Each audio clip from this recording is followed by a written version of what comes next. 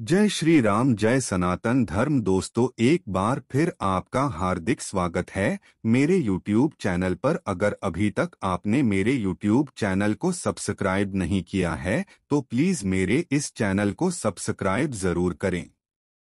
बच्चे का जन्म जब होता है तो उस समय इंसान अकेला होता है।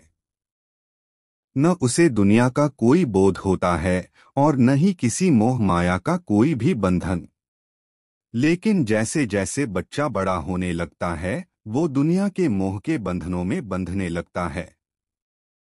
तमाम तरह के रिश्ते उसके आगे पीछे घूमने लगते हैं। जब इंसान एक नौजवान व्यक्ति के रूप में ढल जाता है तब तक उसके पास बहुत सारे रिश्ते हो जाते हैं। ये सब मोह माया तो ही है जिसमें इंसान हमेशा बंधा ही रहता है और अगर चाहे तो भी बाहर नहीं आ पाता है। फिर व्यक्ति के जीवन में एक ऐसा दिन भी आता है जब उसकी सांसें थम जाती हैं और उसमें जान ही नहीं बचती है। ये समय मृत्यु का होता है।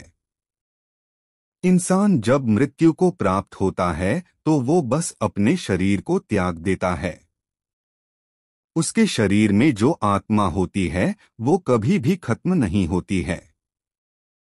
इंसान इस दुनिया को भले ही छोड़कर चला जाता है लेकिन उसके घर वालों को उसके जाने के बाद भी कुछ कर्म करने ही पड़ते हैं।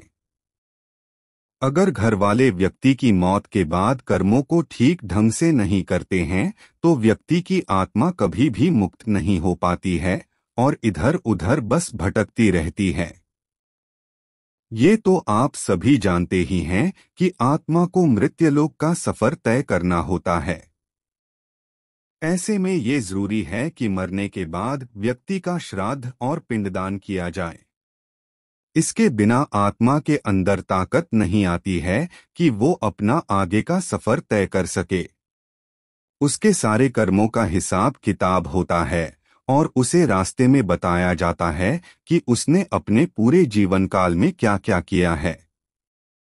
आत्मा का सफर कष्टदायक न रहे और आत्मा बड़ी ही सरलता से मृत्युलोक तक का सफर तय कर ले, इसीलिए हिंदू धर्म में बहुत सारे कर्मकांड करवाए जाते हैं।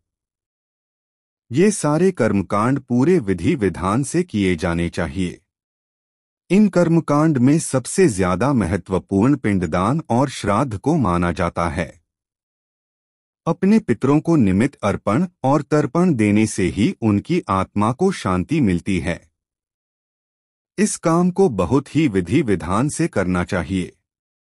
जब भी मृत व्यक्ति के घर वाले मृतक का पिंडदान करें तो सबसे पहले चावल या फिर जौ के आटे में दूध और तिल को मिलाकर उस आटे को गूंथ लें। इसके बाद उसका गोला बना लें। जब भी आप तर्पण करने जाएं तो ध्यान रखें कि आप पीतल के बर्तन लें या फिर पीतल की थाली लें। उसमें एकदम स्वच्छ जल भरें। इसके बाद उसमें दूध व काला तिल डालकर अपने सामने रख लें। इसी के साथ अपने सामने आप एक और खाली बर्तन भी रखें। अब आप अपने दोनों हाथों को मिला लें। इसके बाद मृत व्यक्ति का नाम लेकर त्रिप्यंताम बोलते हुए अंजुलि में भरे हुए जल को सामने रखे खाली बर्तन में डाल दें। जल से तर्पण करते समय आप उसमें जौ, कुशा, काला तिल और सफेद फूल अवश्य मिला लें। इससे मृत आत्मा को शांति मिलती है। ऐसा करने से पितर तृप्त हो जाते हैं। बस इसके बाद आप ब्राह्मणों को भोजन करवाएं और उन्हें दान दक्षिणा दें। जब भी पितृपक्ष चले उस समय कुत्ते, कौवे और गाय को भोजन अवश्य कराना चाहिए।